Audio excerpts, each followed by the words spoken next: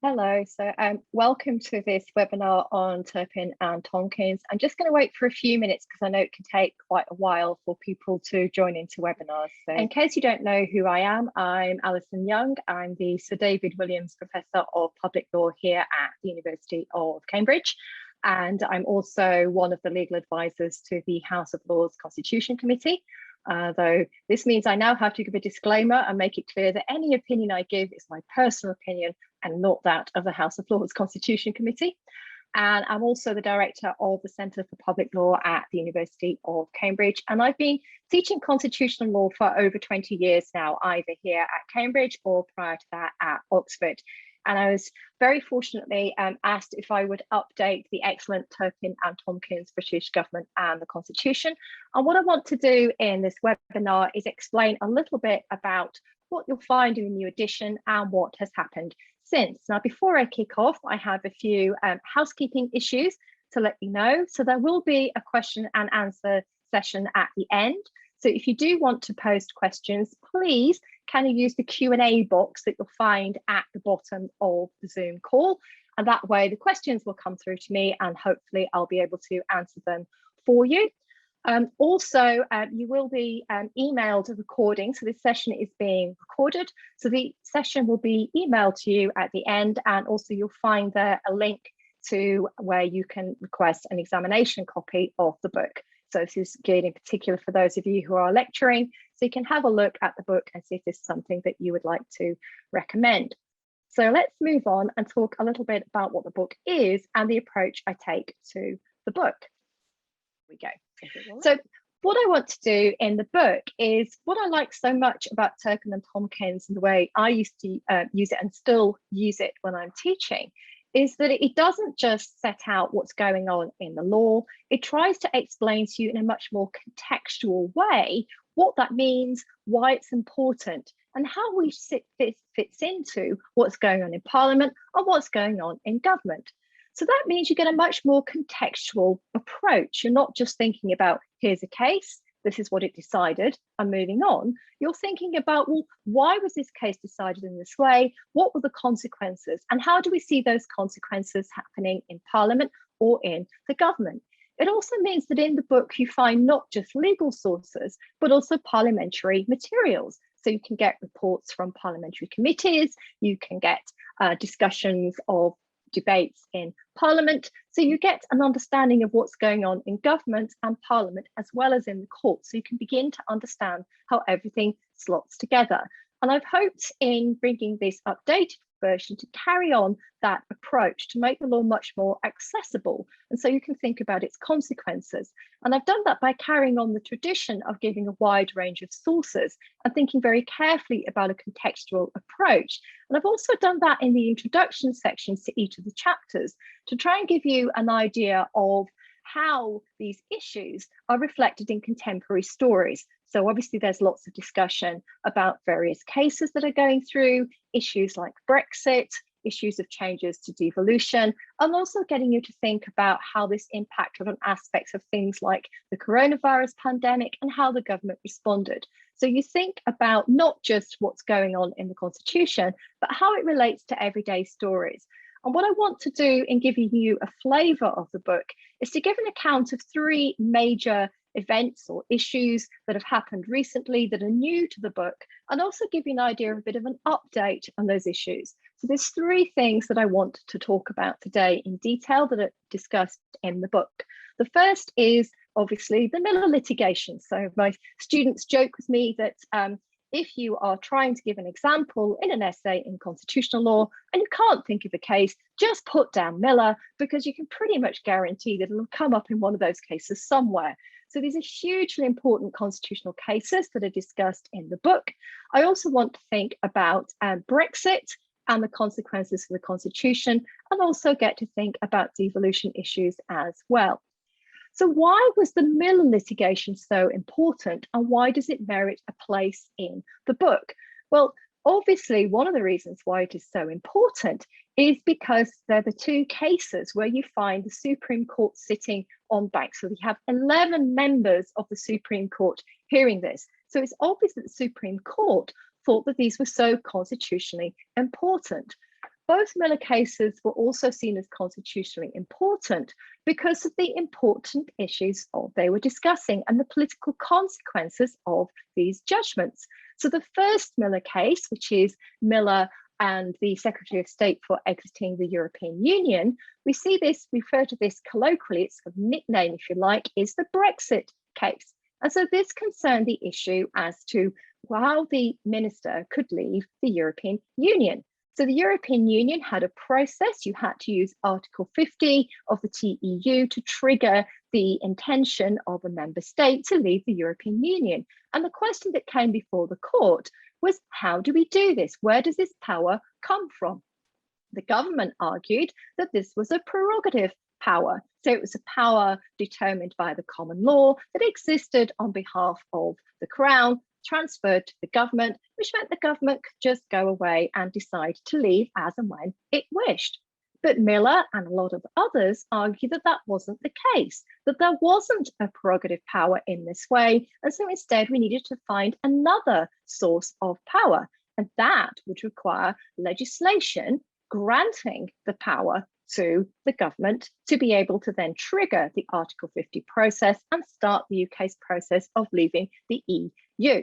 Now, the consequences of this were seen in some senses to be quite large. People were arguing in some way that this meant the courts were getting involved in the Brexit process, in some way trying to stop it. Now, that definitely wasn't the case. What the court was doing was working out how you left the EU and where the power to trigger Article 50 came from. But it led to lots and lots of discussions, and the picture you can see on the slide is a picture from the second Miller case, where you can see there's lots of media interest in what's going on. There were live broadcasts of the hearing and lots of people around the court.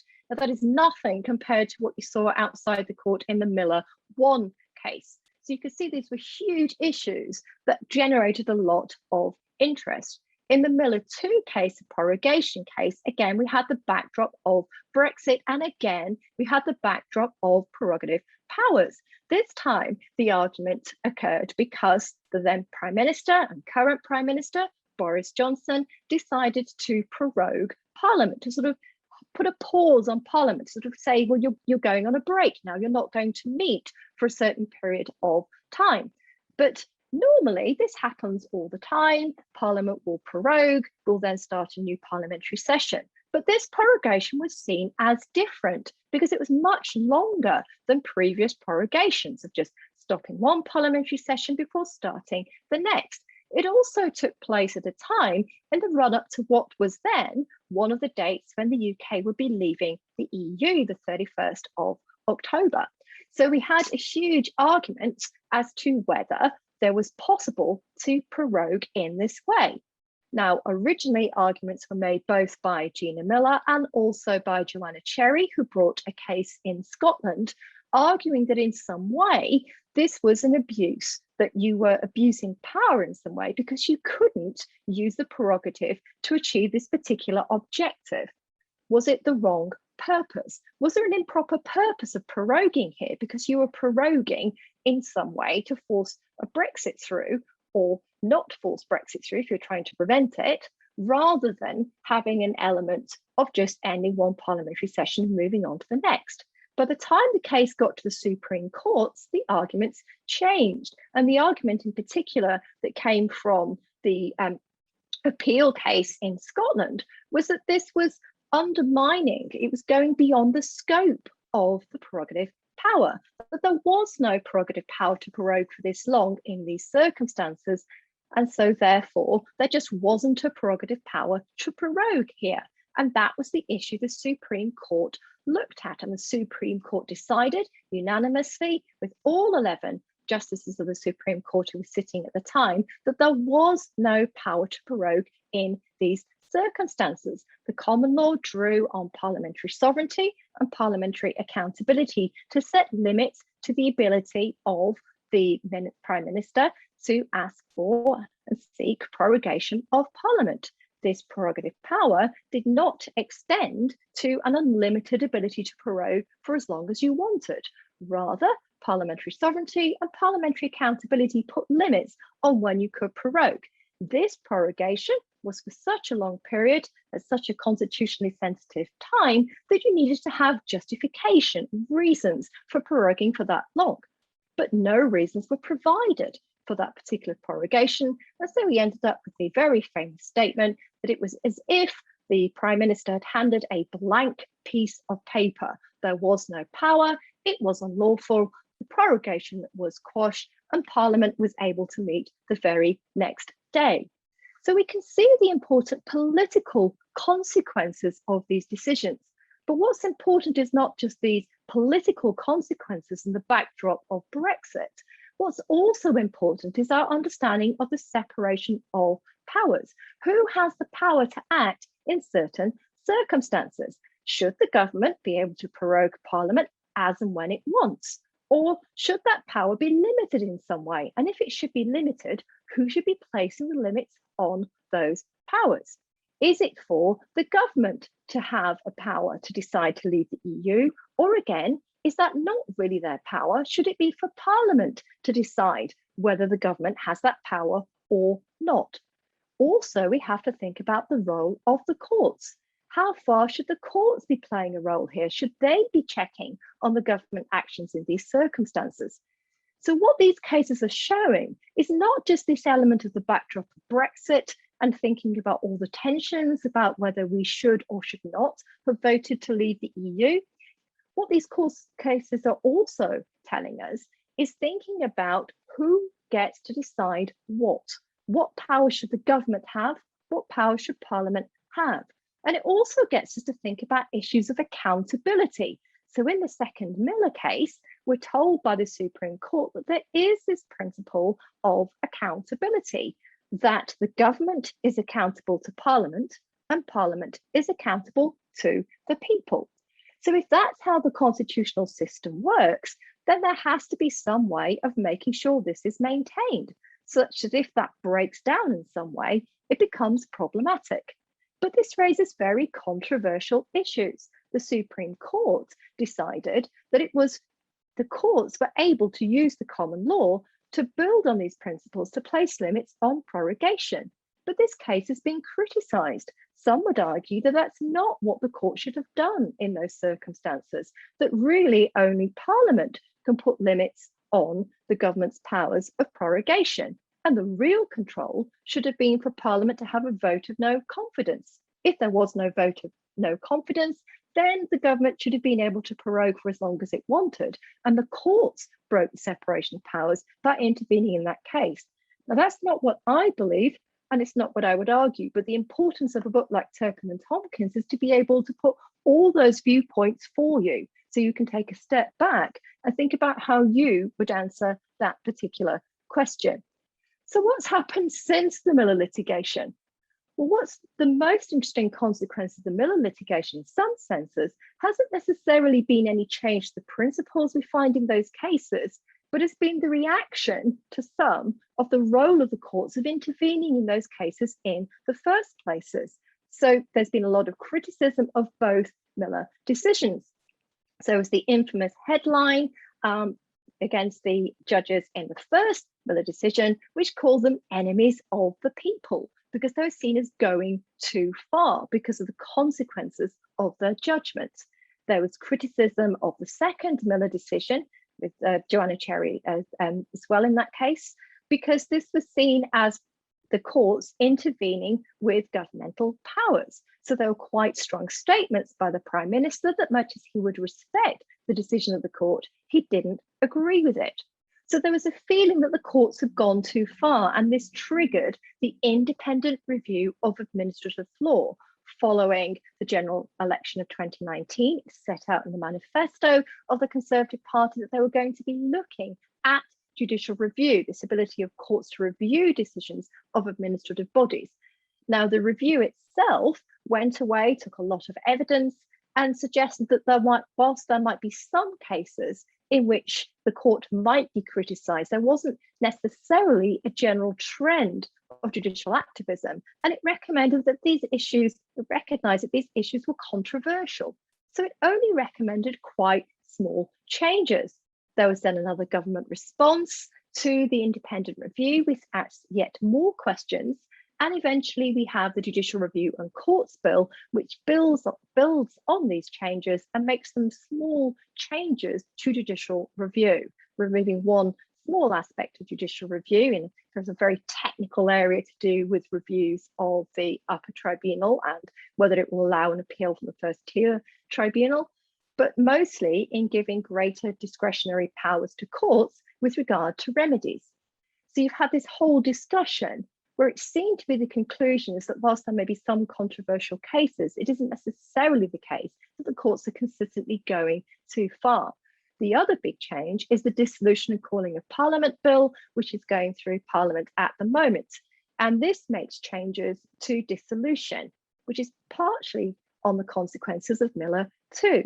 So Parliament was prorogued because the government wasn't able to dissolve Parliament and call a general election because of the provisions of the Fixed Term Parliament Act. This act has been criticised, and a lot of people see it as being to blame for what some see as a crippled Parliament in 2019. So now we have calls to change this, such that rather than it being for Parliament to have to vote for an early parliamentary general election with a 2/3 majority, or for a vote of no confidence to potentially trigger a general election, instead the idea is the power will go back to the Prime Minister to be able to request a dissolution of Parliament at the discretion of the Prime Minister.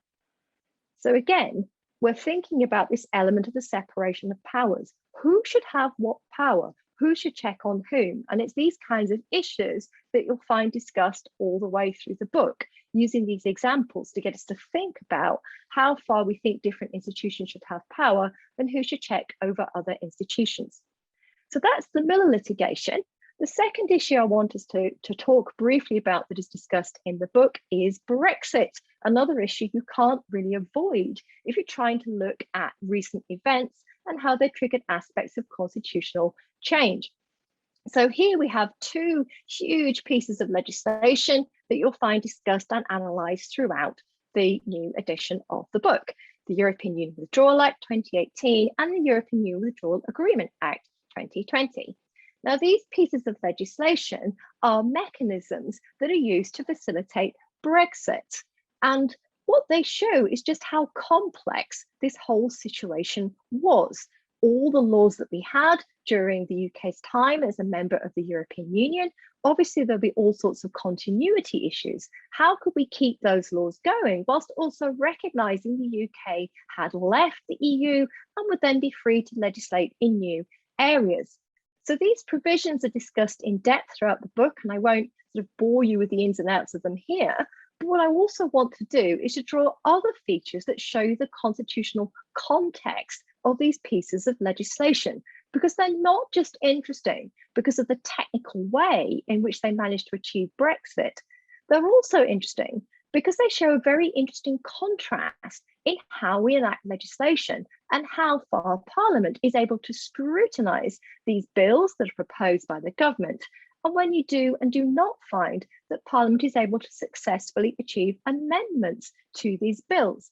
So if you look at the 2018 Act, this is one of the most discussed pieces of legislation that went through Parliament. There's a myriad of reports, there are numerous debates, there are numerous discussions. So there was lots of scrutiny over this piece of legislation to ensure that it achieved its particular objectives. You can also see some quite key amendments to this legislation that were finally accepted by the government, but which were not initiated by the government. So one of the key areas is section 13 of that act, which provided for the meaningful vote. Now, this came from a series of proposed amendments in the Commons, built on by the Lords that went back to the Commons. There's a whole discussion of the ins and outs of this. And this amendment gave a lot more power to Parliament. So it had to agree to the withdrawal agreement if we were going to leave the European Union. So you can see that this amendment is quite a huge change because it was giving a lot of power from the government to other members of parliament in discussing that particular area. You could also see huge amounts of modifications that came through with regards to how the powers transferred from the EU went back either to the Westminster government or to the devolved governments and legislatures. And again, this came predominantly from amendments through the House of Lords and through all sorts of interactions and discussions between what was going on in the devolved legislatures and what was going on in Westminster. So you've got a really interesting picture as to how legislation is made and how that can be changed.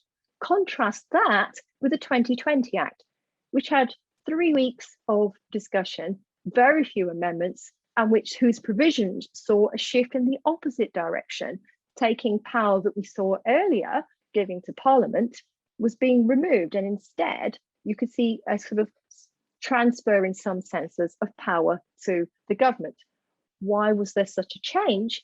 Well, to understand that, you have to understand how the Westminster Parliament works and recognise that in 2018 you had a minority government, and in 2020 you had a large majority government immediately after an early parliamentary general election. But Brexit is also important in getting us to think about who is sovereign. Brexit occurred because of a referendum, because this was the will of the people as expressed in the referendum, or the will of those who voted in that particular referendum for a particular outcome. How do we balance these different sources of power? What should we do when we can see on the one hand the people through a referendum, and on the other hand the wishes of Parliament? How should those interact? And how does this emergence of popular sovereignty, in a sense, how should that be balanced against the UK's traditional position of parliamentary sovereignty? And again, this issue is raised and discussed at various points through the book. And that brings me on to the second aspect, of what's happened since then. Well, since then, we've had the European Union Future Relations Act 2020 and the UK Internal Market Act 2020, both of which are important pieces of legislation, but they were enacted far more quickly. So in particular, the European Union Future Relations Act was 1 day all the way through Parliament, despite making huge constitutional changes. What else can we see about what's going on with Brexit? Well, there are continuing issues about how parliamentary sovereignty works. Whilst we were members of the European Union, there was a huge challenge with parliamentary sovereignty because of the primacy of EU law. Has that gone? Is Parliament now fully sovereign? Well, what we can see when we look at pieces of legislation is there are still some aspects of EU law that will override national law. And we've got aspects of the withdrawal agreement and so mostly citizenship elements and the Northern Ireland Protocol, as well as recognising that all this retained EU law overrides legislation enacted prior to the UK's exit from the EU. So parliamentary sovereignty is still being challenged in some senses, either directly or indirectly, and we need to think about how that is working in the new constitution.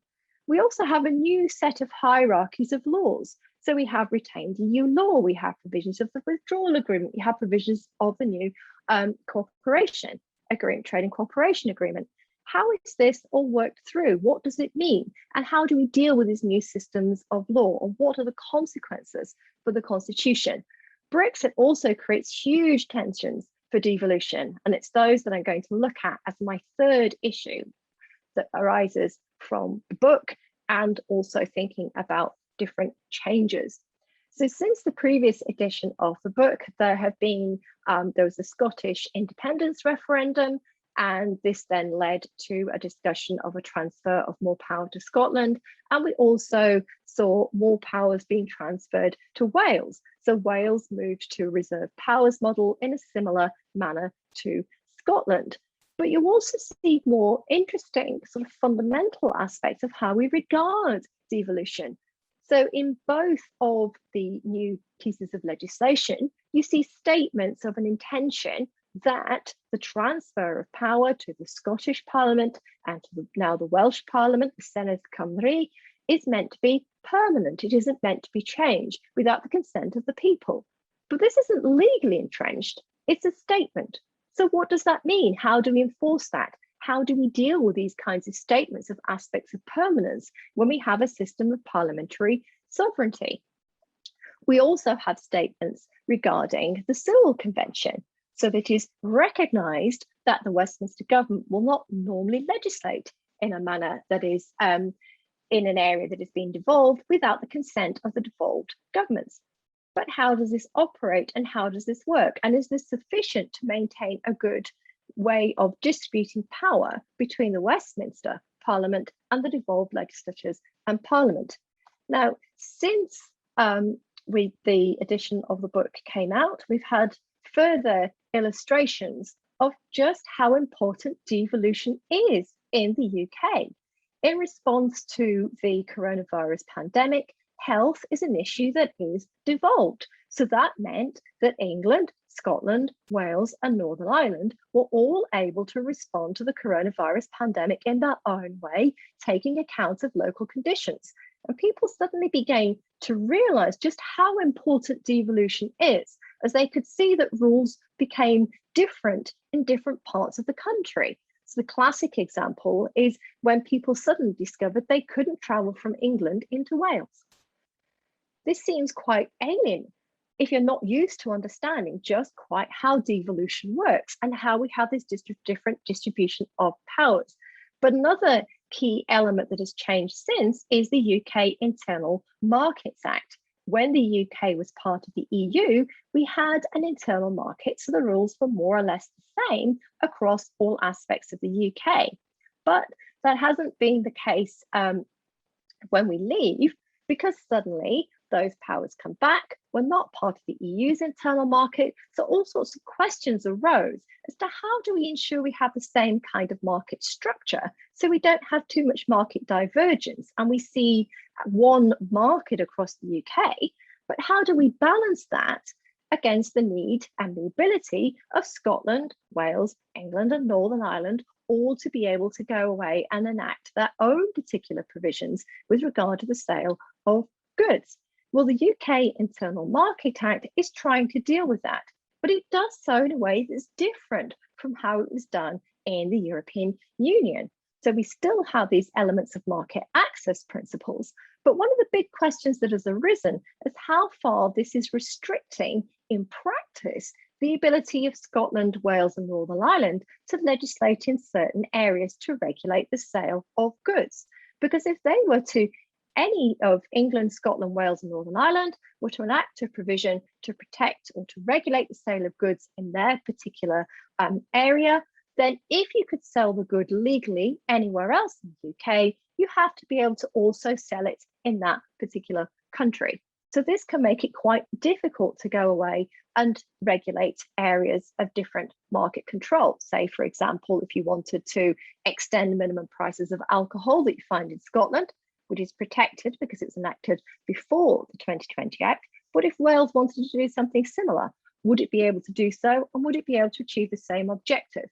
So there's all sorts of questions as to whether this distribution of powers has created the right distribution of powers between the UK and the devolved legislatures and governments, and also how far we see a whole series of emerging agreements between the different devolved legislatures and governments. How far are these market principles going to be protected, these common frameworks that they've agreed, and how do they work legally? And we've also seen lots of discussions of future aspects of Scottish independence, which I'm sure we'll see being mentioned all the way through in the next few years as we begin to understand how the Internal Market Act works.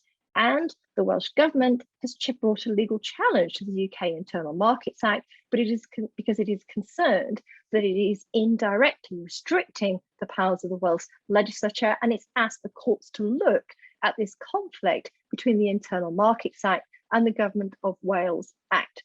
So I'm hoping in discussing this issue that I've made you realise that there's a lot of new material in the book looking at these new constitutional developments. But there's lots of interesting issues going on at the moment in the UK Constitution.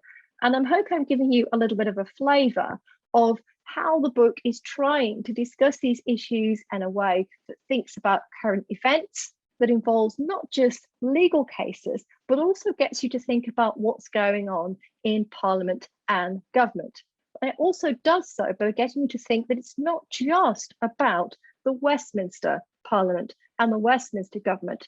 We have to think very carefully about what's going on in England, Scotland, Wales, and Northern Ireland, and how all these different aspects of the UK Constitution interact. And all of this is happening at a time when there's a lot of proposed measures of constitutional change coming through.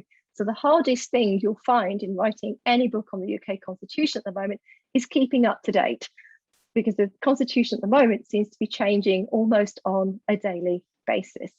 So I will stop sharing my presentation now, so hopefully you can see me, and hopefully that will give me a chance to answer any of the questions that we have.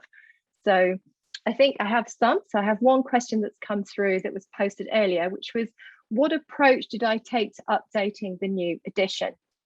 Well, as this was the first time I was updating this, I didn't want to make too many radical changes, because there was obviously a very good sort of tried and tested formula. So my main aim really was to think about, how can I make sure that information in there is accurate and up to date? But I also needed to take a step back and completely rethink some of the chapters where there have been quite radical changes. So the chapters where I've made the most changes have been with regards to devolution, and also with regards to the EU. So the chapter on the EU now just isn't looking at what the EU is and how we used to deal with directives and direct effect and supremacy, for example. Now it's trying to put it in the context of Brexit. So it's trying to give an account of where we came from, how the EU used to work, why there was such a consensus or a belief that there were problems with how this would work, what happened with the referendum, what the consequences were. So it's a case of trying to put it in context by understanding where we came from, to then be able to understand what the consequences are. And I think that was the chapter that was the hardest to deal with, because you can't really understand how retained EU works unless you understand what EU law was. So I've had to kind of give a more condensed version of understanding of different types of law on what direct effect was and how it operated, such that you can then get an understanding of what retained EU law is and how that works at the moment. So it was most, and the other approach I've taken is to think carefully in the introductory sections about issues that were going on at the time that hopefully will engage students and get them to realise how these issues and principles apply to events that are happening at the moment. Okay, so the second question I've been asked is, how did I go about adding my own voice to this classic text while honouring the original author's approach? Well, mostly by trying to retain opinions that were there that I felt that I also held. If I felt there was an opinion that I didn't necessarily agree with, I would mention that in previous editions of the book, this had been argued, but however, it wasn't, there are arguments against this. I tried to give a balanced approach while also bringing in some aspects of my own opinions. I think it's important when you are writing a textbook, any form of textbook, to make sure that you're not sort of dictating, if that makes sense. So I don't want to only give my view of what I think, whether I think a case was rightly decided or not. So particularly when we're thinking of aspects of the Miller case, for example, I will explain why I think it's rightly decided, but I'll also explain how others don't think it was rightly decided and what the criticisms are and whether I think those are valid. So mostly, if I found an old opinion I didn't agree with, I would mention previous editions of the book argued this way, but now I think there's perhaps justification for a different viewpoint. So that's how I try to balance staying as close as I could to the original author's approach while also adding in sort of my own approaches and my own opinions.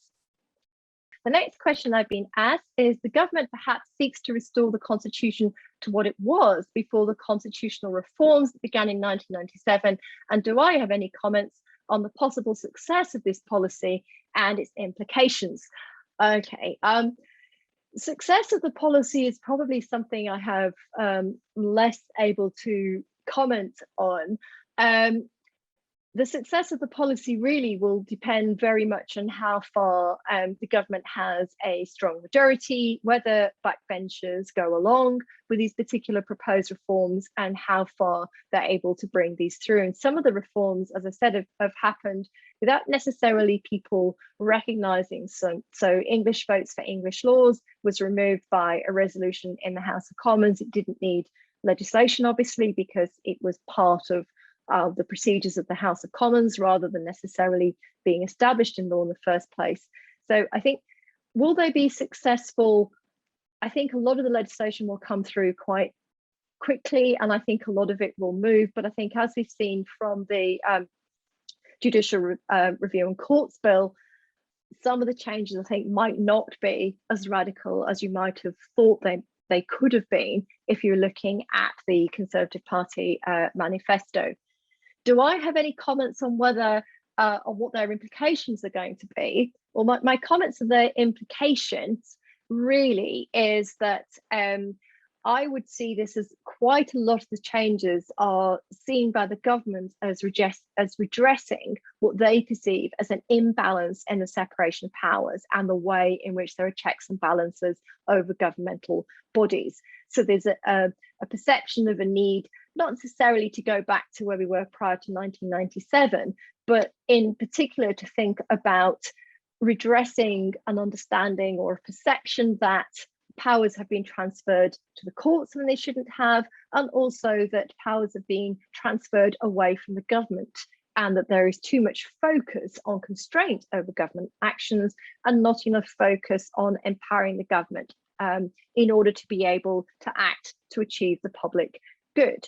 So I think there are some elements to those criticisms, and it is important to ensure that the government does have the power to act in the public good.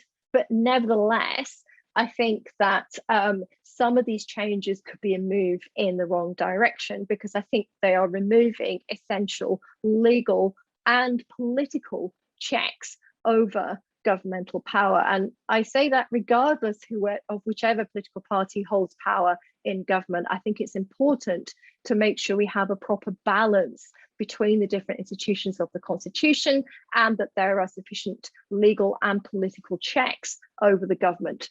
So some of its implications could be that we see what I personally, in my own opinion, would see as potentially too great a transfer of power towards the government with insufficient legal and political checks. And I think we need to be very careful of making sure we have a good set of effective political and legal checks over all forms of power, including governmental power.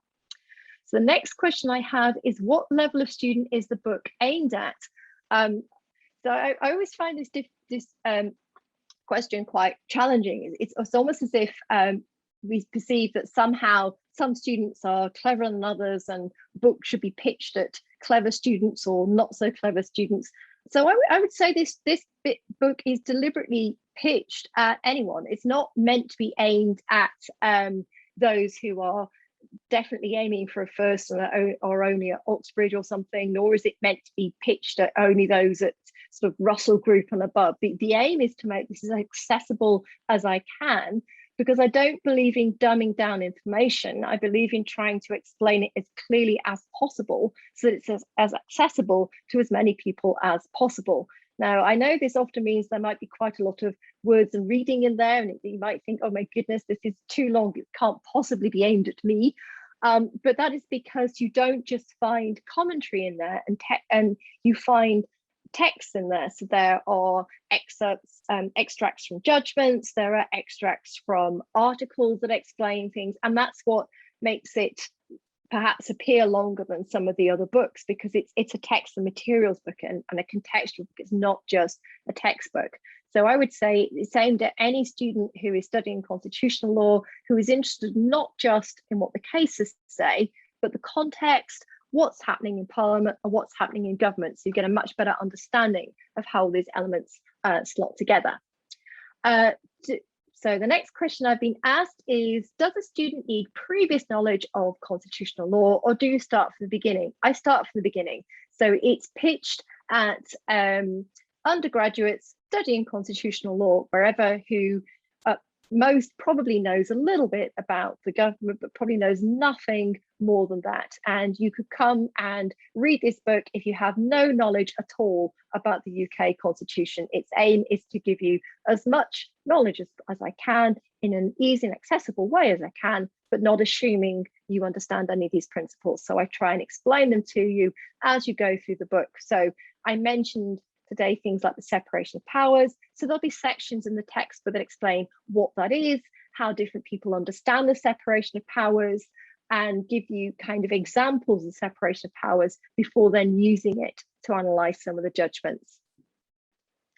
How did I approach including coverage of Brexit? I think in some ways the standard answer to that is very carefully, but more seriously, my aim is to make sure that the book is neutral on the political decision as to whether we should or should not have left the EU. I don't think it is my role as a textbook author to let you know whether I was pro or anti-Brexit, or to give a position in a book that was pro or anti-Brexit.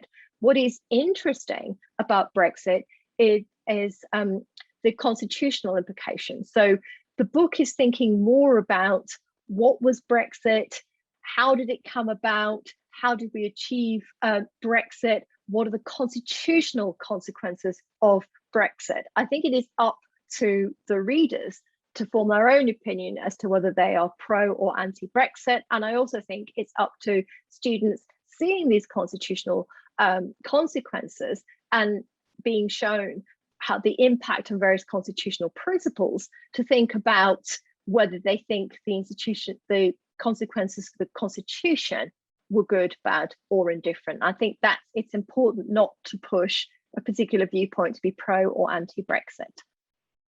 So, okay. So the next question I have is, what do I see as the main teaching challenges in constitutional law?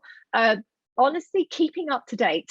So at the moment, there is so much going on so quickly that it becomes really, really difficult to keep up to date. And it's particularly difficult in updating the textbook to think about what to mention, when to mention it, how far to go, and to make sure it was up to date. And there's such a long run in publication of any book, which obviously was made even longer because of the consequences of the coronavirus pandemic, that it's very hard to keep up to date. So that is one challenge. But I think if I'm being more serious, I think another challenge is often students come to these issues and don't really understand why they're relevant. So it's very easy when teaching constitutional law to start talking about abstract principles and thinking about what you mean by sovereignty and why is it interesting, and all sorts of these theoretical issues, which, if like me, you've been studying constitutional law for a very long time, you find fascinating.